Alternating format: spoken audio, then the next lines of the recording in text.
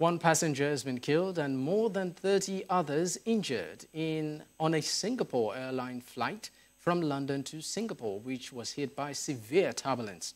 The Singapore-bound Boeing 777-300ER was diverted to Bangkok and landed at 15:45 local time. The airline said the aircraft was carrying a total of 211 passengers and 18 crew members. Well, for more on this, I'm joined live in the studio by our international correspondent, Afia Hagen. Thank you for joining me. Now, let's get straight to it. Afia, what's the latest on this incident? Well, 211 passengers and 18 crew, like you said. Singapore Airlines have said that the aircraft experienced severe turbulence and a loss of height at about 37,000 feet 10 hours after departure.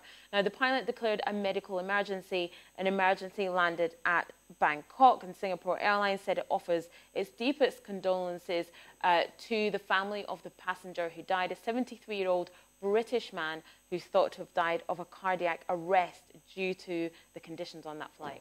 I mean, this is pretty much, traumatic, particularly for the passengers. For their families and all. Are they reacting?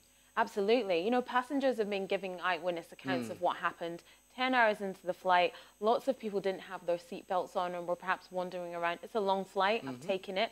So it's a stretching their legs moment.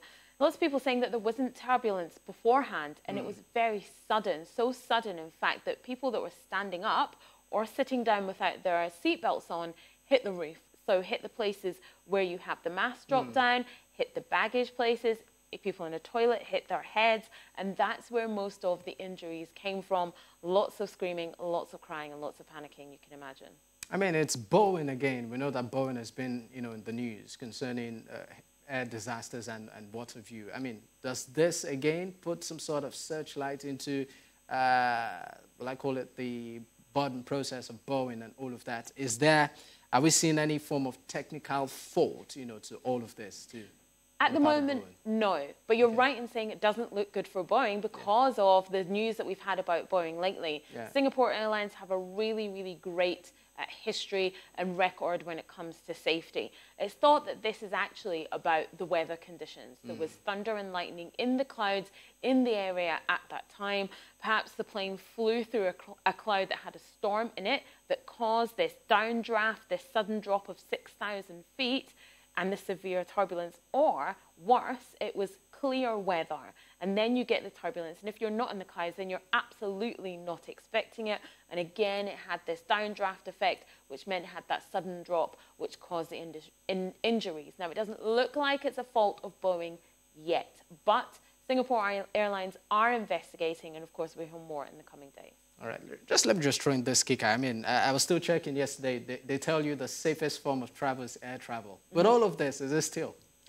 It is, but we are in a period where we are seeing more and more turbulence. It's something like I was reading up on the statistics earlier on today, and the amount of incidences of people being injured in flights because of turbulence has doubled since the late 70s, early 80s, and that is because of climate change, because we are having more severe storms in these clouds, which means that planes are going through much more turbulence.